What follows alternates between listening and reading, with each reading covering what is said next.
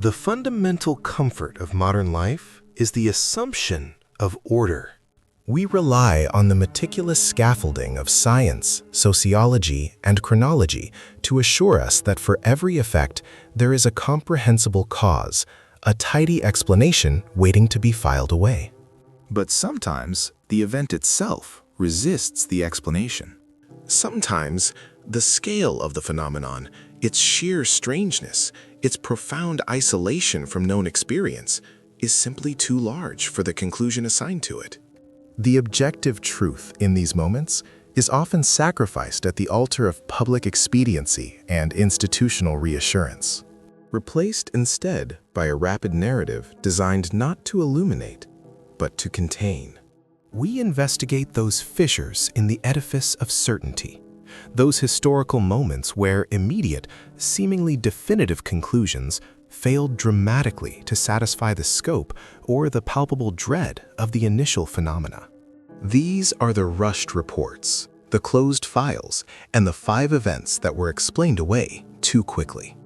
Our journey begins high above the timberline, where the air is thin and the silence is a physical weight. We ascend to the desolate, wind-swept peaks, where the incident known only as the Silent Plateau Anomaly unfolded.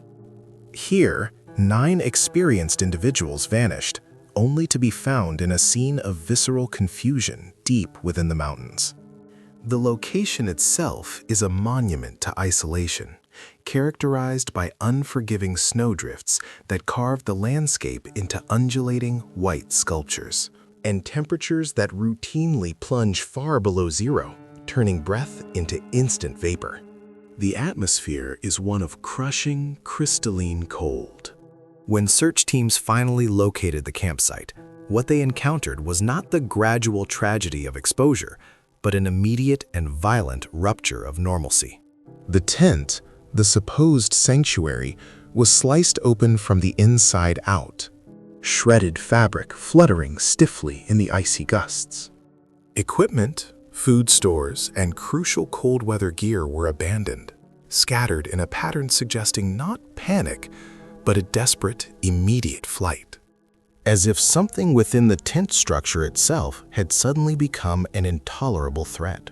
The footprints leading away were distinct, yet often inconsistent, showing some individuals partially clothed, running toward the deep forest line hours before dawn. The forensic examination of the bodies, discovered weeks later as the deep snow began its slow retreat, intensified the baffling nature of the event. The official ruling, delivered with institutional speed, that the group succumbed to a severe, localized confluence of natural forces.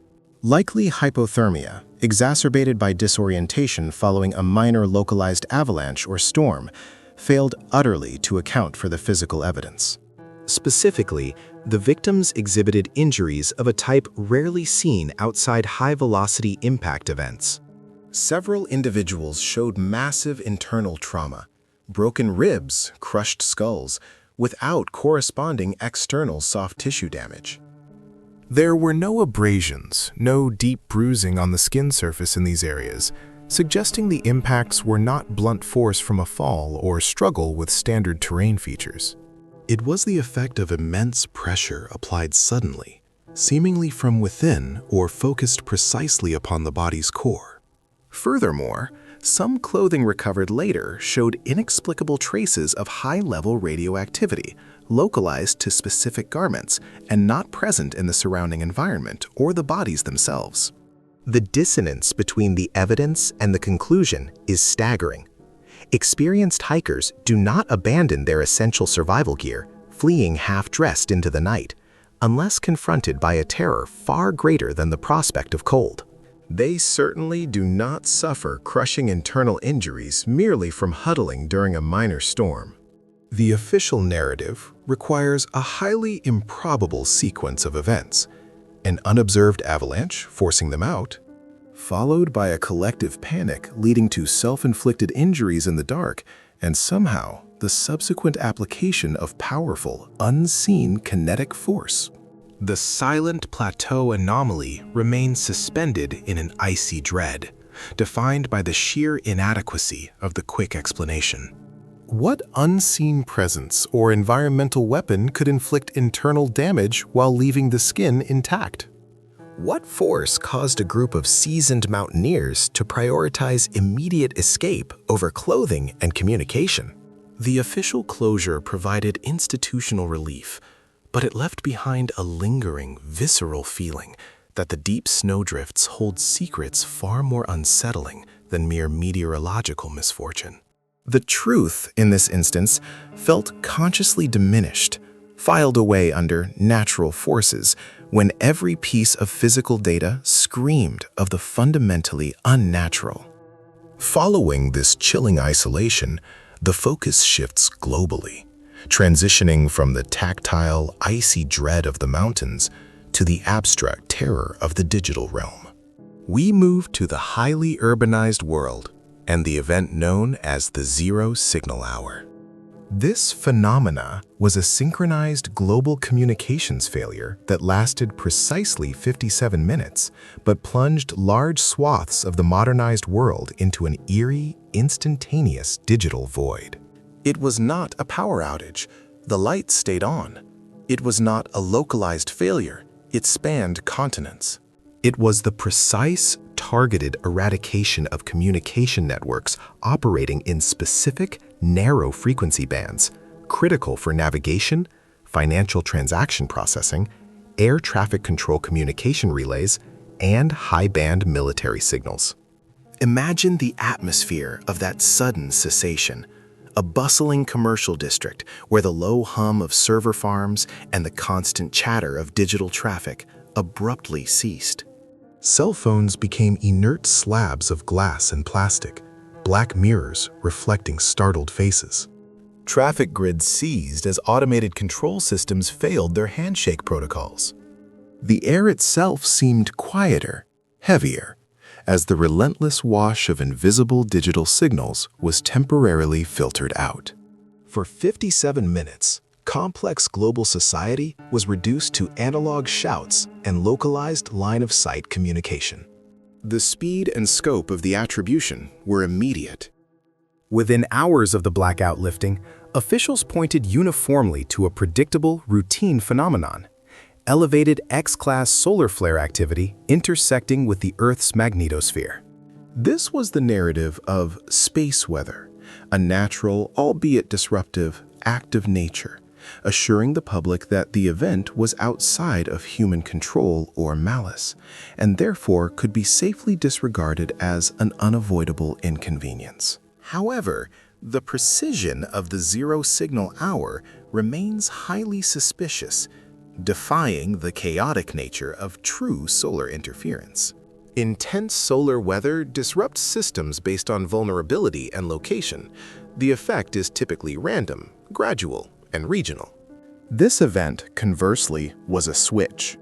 It turned off globally, simultaneously, and within a narrow, non-contiguous band of frequencies.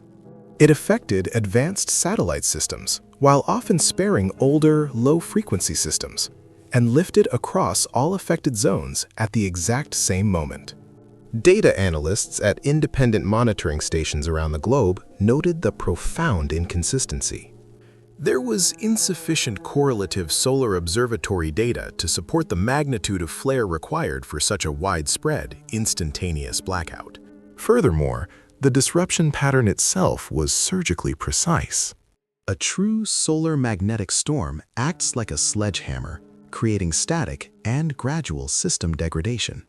The Zero Signal Hour was like a fine scalpel, eliminating signal coherence completely within specific frequency windows, suggesting an intentional or highly structured interference pattern, not random atmospheric ionization. The lasting effect was unnerving, societal paralysis. For that brief hour, the underlying fragility of modern connectivity was laid bare. If the cause was natural, why the temporal synchronization? If the cause was natural, why the frequency specificity? The rushed explanation of routine solar activity successfully dampened public inquiry, classifying the event as a meteorological nuisance. But the evidence paints a clearer picture of temporary, unnerving global control, a power capable of momentarily silencing the essential mechanisms of civilization and leaving behind the profound question: if it wasn't the sun, what was it? And how was it achieved with such terrifying precision? We now turn our attention to the immense, low-frequency pressure wave known as the coastal hum, an auditory terror that challenged geological and acoustical understanding. This phenomenon was experienced across hundreds of miles of deep ocean coastline, vibrating structures and rattling the foundations of human dwelling. The atmosphere surrounding the coastal hum was characterized not by a loud, sharp noise, but by a pervasive infrastructural vibration. Witnesses described it less as a sound heard with the ear and more as a physical sensation felt deep in the chest cavity, a profound rhythmic pressure that resonated through concrete, glass, and bone. Buildings seemed to shudder slightly on their foundations. Windows vibrated in their frames, sometimes reaching resonant frequencies that caused catastrophic failure. It was the sound of the earth itself groaning, a massive subterranean grinding that never rose above a certain decibel level, but maintained an unnerving, omnipresent intensity. The event lasted nearly 4 sustained hours. Seismographers registered the activity, but what they recorded was highly anomalous. The sheer energy output required to propagate a coherent, sustained acoustic pressure wave, likely below 10 Hz, bordering on infrasound, across hundreds of miles of ocean floor and continental shelf, was monumental. The swift official determination categorized the coastal hum as a simple case of localized deep-sea seismic activity, the shifting of tectonic plates, perhaps a slow slip event, or the release of tension along fault lines, with the sound merely being an acoustic byproduct, magnified by the unique topography of the ocean basin. This explanation was delivered quickly, invoking the familiar vocabulary of geology to reassure coastal populations. However, data analysts and independent seismologists pointed to a critical lack of corresponding deep earth tremor signatures. Earthquakes and tectonic plate shifts produce 2 fundamental types of energy waves: P waves, compressional, traveling faster, and S waves, shear, traveling slower. These waves leave a distinct signature, traceable back to an epicenter deep within the crust. The coastal hum generated none of the expected P or S wave signatures characteristic of a deep earth tremor. Instead, the data registered a sustained, massive acoustic wave originating either directly within the water column or immediately at the seabed surface, a pure, low-frequency pressure sound wave. This suggested an unexplained powerful force operating just beneath the ocean's surface, capable of generating energy in the sheer acoustic dimension without requiring the physical fracture and release of continental rock. Consider the immense volume of water required to contain and transmit a coherent acoustic wave of this magnitude over such distances. The power source defied conventional understanding. Was it volcanic activity acting on the water column? Was it a massive cavitation event? Or did the explanation lie in engineered systems, some gargantuan underwater machinery or structure operating at the limit of known physics? The rushed conclusion of simple seismic activity allowed officials to close the file without investigating the profound technological implications or the sheer energy required to produce a phenomenon of this scale.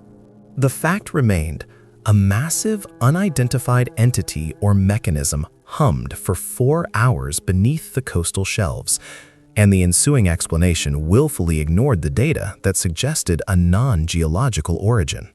The deep trenches vanished beneath us as we punched through the clouds, finally tasting the vacuum above the world. Under the deepening twilight blue, dedicated amateur astronomers deploy their sophisticated digital tracking gear and focused intensity to capture the raw detail of the cosmos. The final, brilliant kiss of the golden sun illuminates the deep indigo canvas, tracing every high-altitude contrail in fire. A macro focus captures the metallic sheen of the delta, proving that every mystery is ultimately composed of pixels. Brilliant sun glare catches the highly polished metallic surface of the delta-shaped specter, tracked at extreme altitude. Synchronization achieved. All global sensors are now active, anticipating the final moment of the timer. This isn't an anomaly. The tracking shows movement that defies three-dimensional space. Explain how that spike is even possible. With a low mechanical whir, the tracking dish locks on to its fleeting target. Precision engineering guides the eye through the deep, rapid night. The velocity graph registered impossible spikes. These highlighted points mark abrupt, unstable data anomalies under immediate investigation. Predictable arcs versus jagged deviations. The stark visual contrast between pure physics and forced corrections. High above the clouds, the delta-shaped craft flashes with sunset light as it sharply banks, an undeniable demonstration of high speed, purposeful movement. The government line is set. There will be no further comment. Spinning out of control, this fragment of defunct technology poses a deadly reflective hazard in low Earth orbit. Tumbling motion causes the angle of reflection to rapidly change, generating the optical illusion that stationary space junk is actively maneuvering. Understanding the principles of standard orbital mechanics is the first step in classifying and safely managing space junk. The inconvenient truth, neatly printed and officially filed, straight into the institutional waste bin. Synchronization achieved. In a single instant, the Spectre confirmed its temporal mastery across disparate points on the globe. This comparison isolates geometric entropy from absolute order. The blur of junk yields to the terrifying, precise structure of the Spectre. The Spectre continually trimmed its attitude, maintaining an absolute, unwavering reflection angle against the horizon as it rode the twilight current. The relentless pull of atmospheric drag ensures that passive space debris rapidly loses altitude, illustrating a swift, unavoidable destabilization of low Earth orbit. The intricate casing is marred by the brutal, final stamp. Orbital refuse, decommissioned. The tracking systems still hum in the void. The Spectre has vanished, leaving only the complex, empty paths of its impossibility. The raw data, magnified and starkly lit, offered irrefutable proof. The Spectre was real. A sterile certainty covers the truth, but the raw data insists on forming the sharp geometry of what remains unexplained. Plunging into the midday sun, we drop over an expanse of blistering red dust, an oppressive, endless isolation. Guarded by a single figure, the immense excavation site remains officially sealed, its hidden contents strictly classified against the harsh desert light. The unforgiving macro-geometry of wind-scoured rock, its dry, cracked surface bearing witness to millennia of relentless desert sun. The clay has fractured into a farce mosaic, revealing the raw, thirsty texture of the earth under a mantle of fine reddish dust. At the height of the day, the telephoto lens captured the desert breathing, a raw, shimmering expanse melting into nothingness. Focused beneath the blazing desert light, the surveyor dragged his sophisticated radar system, revealing the unseen structure of the ancient Earth. The natural strata were cleanly interrupted by this echo. The GPR detected a perfectly rectangular anomaly, impossibly flawless in its subterranean construction. Millennia of coarse sand brushed away, revealing the impossibly precise geometry of a forgotten age. Macro detail reveals the flawless, puzzle-like joints of massive polygonal masonry, a testament to impossible, gapless precision. Running his gloved hand across the polished megalith, The archaeologist marvels at the impossible, mirror-smooth precision left by an unknown ancient technology. The geological strata barely concealed the engineered structure's true scope, an impossibly vast foundation vanishing horizontally into the deep earth. The discovery immediately triggered a response of disproportionate scale and intensity. Within 24 hours, the site was surrounded by a massive security cordon. The actual excavation, which had only barely begun to uncover the surface, was immediately halted, replaced by an aggressive operation of intense earth-moving equipment.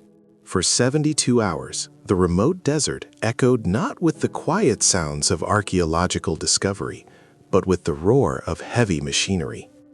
Dozens of bulldozers, massive scrapers, and high-capacity dump trucks worked non-stop, moving colossal quantities of earth, reversing the effects of the discovery. They did not excavate, they buried. The official explanation, delivered with clinical detachment, was labeled Emergency Ecological Restoration. The narrative asserted that the structure was merely a peculiar sedimentary formation, a natural geological phenomenon, and that the intense earth-moving operation was necessary to prevent localized erosion, stabilize highly sensitive desert habitats, and protect scarce water resources disturbed by unauthorized digging. The structure, deemed to be of no archaeological interest, was permanently sealed away. This explanation was profoundly inadequate to account for the scale of the counter-operation. Moving hundreds of thousands of cubic yards of earth in 72 hours to rebury a supposed peculiar sedimentary formation defies logic and resource management. If the structure was benign, why the urgency? If it was merely natural rock, why the security lockdown?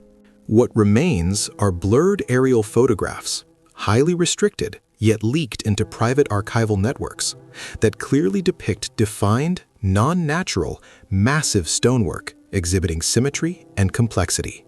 These images show the perfect corners and sharp angles inconsistent with natural geological folding or sedimentary stratification.